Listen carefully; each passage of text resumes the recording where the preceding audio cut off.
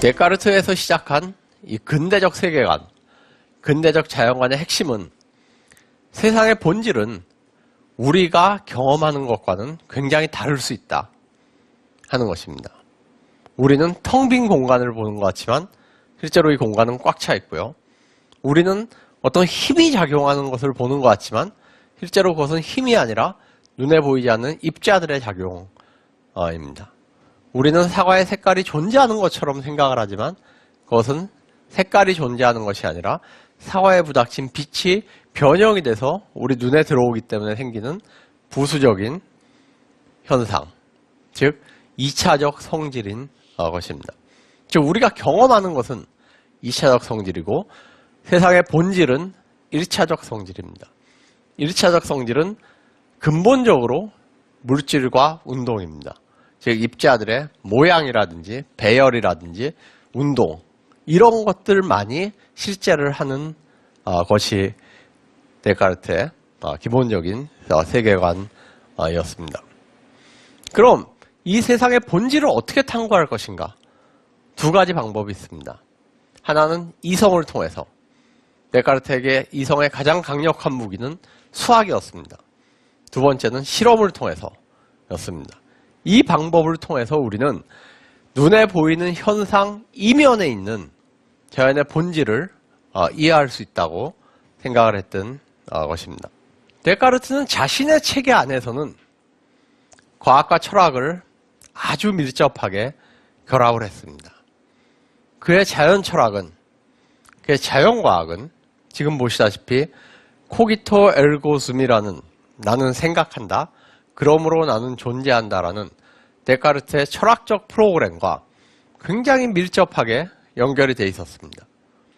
그런데 다른 사람들이 보기에는 데카르트는 과학과 철학을 결합했다기보다는 정신과 물질을 쪼개고 이성과 경험을 분리시키고 객관과 주관을 나누고 사실과 가치 사이에 굉장히 깊은 쐐기를 박은 그러한 인물로서 평가됐던 것입니다. 데카르트의 철학이 나왔던 두 번째 어떤 흥미로운 결론은 사람이 복잡한 기계와 다르지 않다는 것입니다. 다만 인간은 정신이 있습니다. 영혼이 있습니다. 왜냐하면 아까 데카르트가 나는 생각한다 그랬을 때 그 생각하는 나는 육체를 가진 나가 아니라 순수한 정신입니다. 제가 말씀드렸죠. 데카르트는 이미 육체를 가진 나의 존재를 부정했기 때문에 나는 생각한다, 그러므로 나는 존재한다라는 어떤 명징한 사실에서 나오는 나가 육체를 가진 나일 수가 없었던 것입니다. 그거는 나의 육체와는 별개로 존재하는 어떤 순수한 정신이었습니다. 자, 그러면요. 정신이 어디에 있는가? 나의 정신은 혹은 나의 영혼은 어디에 존재할까요? 데카르트에게 그 질문을 했을 때 데카르트는 어떻게 대답을 했을까요? 데카르트의 대답은 거의 확실하게 이랬을 겁니다. 그 질문 자체가 굉장히 멍청한 질문이다. 정신이 어디에 존재하냐니, 어디에 존재할 수 있는 것은, 어디에 존재하는 것은 정신이 아니라 물질입니다. 물질만이 어디에 존재할 수 있습니다. 다른 말로 조금 철학적인 용어를 쓰면 물질의 특성은 외연과 운동입니다. 어떤 공간을 점유하고 있다는 얘기입니다. 외연은. 물질만이 공간을 점유하고 있습니다. 그런데 정신의 속성은 외연이 아닙니다. 정신의 속성은 두 가지가 있는데요. 하나는 사고입니다. 생각을 한다는 것입니다. 두 번째 속성은 의지입니다. 무엇을 자기 의지대로 할 수 있는 그 의지입니다. 예, 정신의 속성은 사고와 의지이기 때문에 우리가 정신에 대해서, 영혼에 대해서 어디에 존재하느냐 이런 질문을 던질 수가 없다는 게 데카르트의 생각이었습니다. 자, 그렇지만 우리의 몸은 기계입니다. 우리의 몸은 복잡한 상당히 완벽한 기계입니다. 우리는 데카르트에 의하면 음식을 먹습니다. 음식은 위에서 소화가 됩니다. 그리고 그 위에서 굉장히 잘게 부서집니다. 그 중에 가장 빠르고 가장 활동력 있는 것들이 뇌로 올라옵니다. 데카르트는 그것을 동물의 정기 혹은 동물의 영이라고 불렀습니다. 그거는 영혼은 아닙니다. 영혼은 아니고 물질입니다. 굉장히 미세하고 눈에 보이지 않는 굉장히 작은 물질이지만 아주 활동력이 강한 물질입니다. 그 물질이 우리 뇌까지 올라와서 뇌 가운데 있는 송과선이라는 조직에, 저기 보시면 맨 왼쪽에 꼭 솔방울 비슷한, 그래서 송과선이라는 이름이 붙었는데요. 뇌에 솔방울 비슷한 그 조직으로 올라갑니다. 그리고 그 조직에는 굉장히 많은 구멍들이 뚫어져 있고 그 구멍에는 온몸을 향해서 가는 튜브들이 연결이 되어 있습니다. 그래서 그 구멍으로, 그 송과선으로 올라간 동물의 전기가 튜브를 통해서 다시 온몸으로 내려가면서 사람의 몸을 작동을 시킵니다. 이게 데카르트가 생각했던 인간 몸 기계의 작동 원리입니다. 자, 의지의 작용은 조금 더 어려운데요. 왜냐하면 아까 말씀드렸듯이 의지라는 것은 순전히 정신의 속성입니다. 물질의 속성은 아니죠. 근데 저는 예를 들어서 제가 저것을 가르치고 있다가 제가 의지의 작용으로 자, 나는 이제 손을 내리겠다 라고 생각을 하고 손을 내릴 수가 있습니다. 그렇죠. 여러분들은 다 하실 수 있는 겁니다. 높은 곳을 가르치다가 자, 나는 이제 손가락을 내린다 고 생각하고 손을 내릴 수 있습니다. 그림에서 보시듯이 원래 손가락은 B를 가르치고 있습니다. B를 가르치고 있다가 의지로 자기가 손가락을 C로 내립니다. 자, 이건 어떻게 가능한 걸까요? 이런 의지적인 작용은 도대체 몸을 어떻게 움직일 수 있는 걸까요? 자, 데카르트는 사실은 이 부분을 설명하기가 그렇게 녹록치는 않았습니다. 근데 한 가지 이제 설명을 합니다. 자, 우리가 손을 B를 가르치고 있을 때는 송과선에서 나온 머리에 있는 그 솔방울 모양의 조직이 송과선입니다. 송과선에서 나온 전기가 쭉 타고 내려와서 7번 근육과 연결된 튜브를 타고 내려와서 7번 근육을 부풀리게 하면 우리가 이제 B를 가르치고 있는 겁니다. 자, 그럴 때 제가 손을 내립니다. 나는 손을 내려야지 하면서 손을 내릴 때는 자기 의지가 어디 작용을 하냐면은 다른 데가 아니라 손과 손의 모양을 조금 바꿉니다.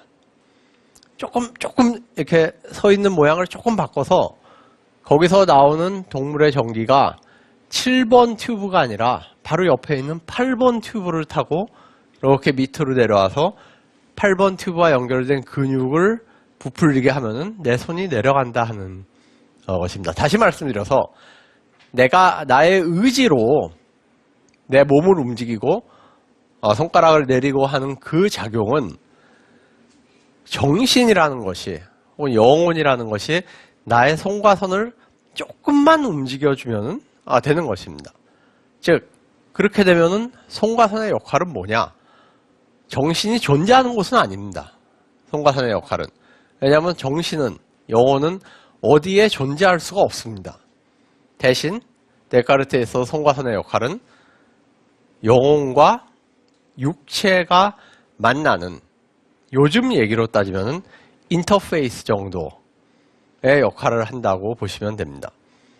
그러니까 마음과 내 몸이 만나는 접점 혹은 어떤 인터페이스의 역할을 손과 손이 담당을 해주고 있었던 것입니다. 자, 그런데 흥미로운 사실이 하나가 있습니다. 데카르트는 인간만이 정신을 가진다고 생각을 했습니다. 즉 인간만이 영혼이 있다고 생각을 했습니다. 이 우주를 통틀어서 다른 곳엔 영혼이 없습니다.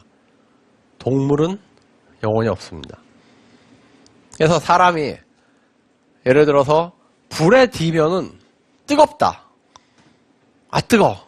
이렇게 느끼는 이유는 불이 뜨거워서가 아닙니다. 아까 말씀드렸죠. 뜨겁다, 차다. 이거는 2차적 성질입니다.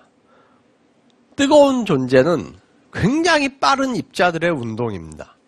굉장히 빠른 입자들의 운동이 우리의 피부를 자극해서 혹은 심지어 피부 속으로 뚫고 들어와서 뇌와 연결되어 있는 튜브들을 건드리기 때문에 뇌에서 뜨겁다라고 이렇게 인식을 하는 것입니다. 나의 정신이 뜨겁구나 라고 인식을 하는 것입니다. 그러면은 만약에 강아지가 마음이 없다면, 영혼이 없다면 뜨거운 불을 갖다 대도 뜨거워하지를 않습니다. 뜨거워하지를 않아야지 철학적으로 맞는 얘기죠. 그래서 지금부터 제가 보여드리는 이 구절은 그 당시에 데카르트와 동시대에 살았던 어떤 한 관찰자가 실제로 보고 기록한 내용입니다.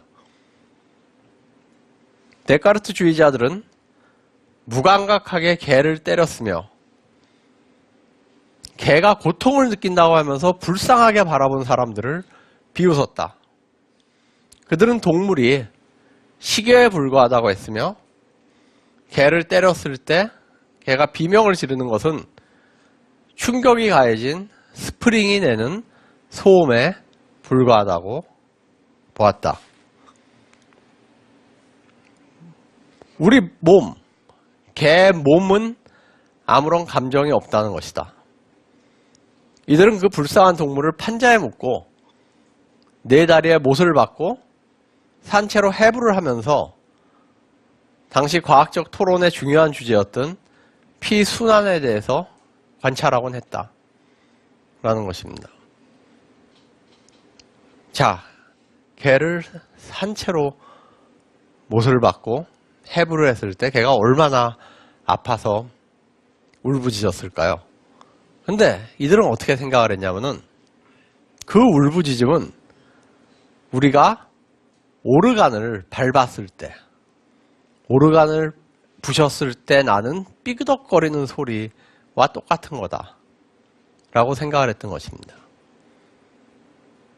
그 고통을 고통으로 인식하는 것은 정신의 작용입니다.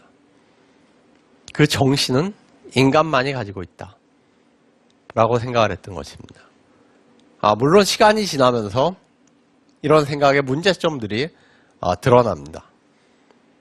그리고 후대 사람들은 사람만이 아니라 동물도, 특히 고등동물들은 인간과 비슷한 고통을 느끼고 심지어 즐거움을 느끼고 그럴 수 있다 라고 생각하기 시작했지만은 이 당시에는 이러한 생각이 어떻게 보면 가장 그 당시에 첨단 과학에 근거했던 그러한 생각일 수 있었던 것입니다. 이 세상의 본질을 어떻게 탐구할 것인가? 과학과 철학은 데카르트 자신의 체계 안에서는 굉장히 조화롭게 결합했고 공존해 있었습니다. 직관적으로 너무나 확실해서 아무도 의심하지 못하는 그런 지식의 토대가 필요하다. 그 생각을 하고 그걸 찾아 나섰던 것입니다. 그런데 데카르트 이후에는 굉장히 역설적이게도 과학과 인문학이 분리되기 시작을 합니다. 과학과 인문학 사이에 멀어진 거리에 새로운 가교를 놓을 수 있는 그런 가능성은 무엇인가?